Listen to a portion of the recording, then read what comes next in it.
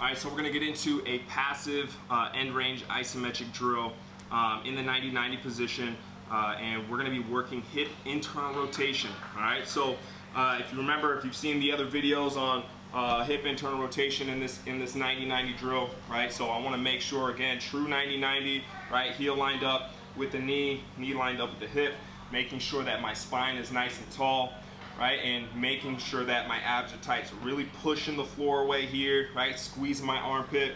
And from here, you can see that I have a sand bell, right? You can really use anything, but I'm just elevating, right, this leg.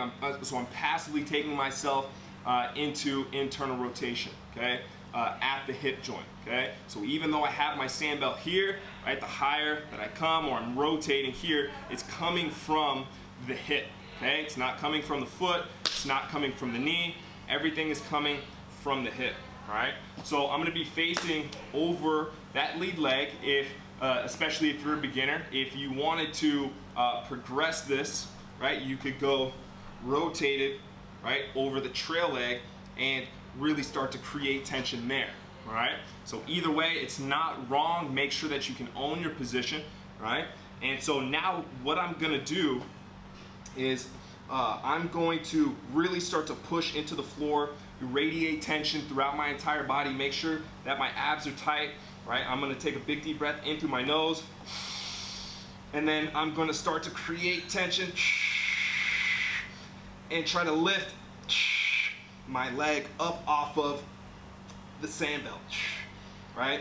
When it's time to rest, I'm gonna slowly control that down. We wanna avoid dropping out of position, okay? So I wanna control myself back down as much as possible. Just like if you were in a squat, right? And right, you're at the top, you're not gonna just drop either the kettlebell or the barbell, right, out of the squat position and throw it off your back or throw it out of your hands, right? You're gonna control down, right? Or, you know, you're gonna safely unload that position, okay? I guess is what I'm saying. So same thing here, right? So I've created that tension. When I say break, or when I tell myself break, I don't wanna just drop out of it and go, oh, right, I'm done, okay? If you feel like you're working into failure and you're not able to hold that position anymore, okay? If you feel like you only have a couple seconds left, start your descent, okay? Control it down, safely get out of that position, all right?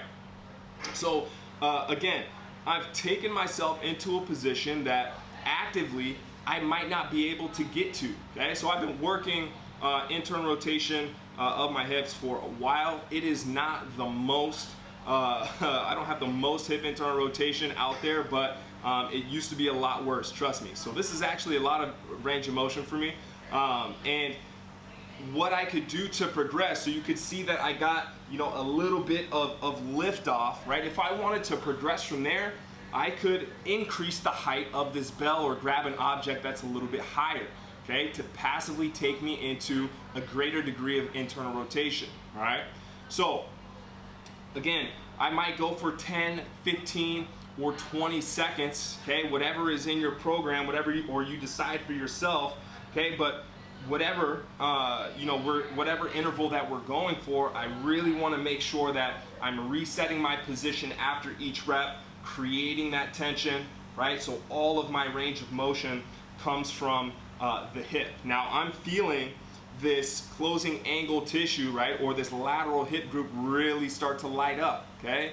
I also, right, feel some adductor as well, okay? So as long as I'm not bending here, right, and trying to, right, get my leg up this way and compensate, if my trunk is stable, right, and all of my range of motion is coming from that hip, I know that I'm doing the exercise correctly. That's what matters most, okay?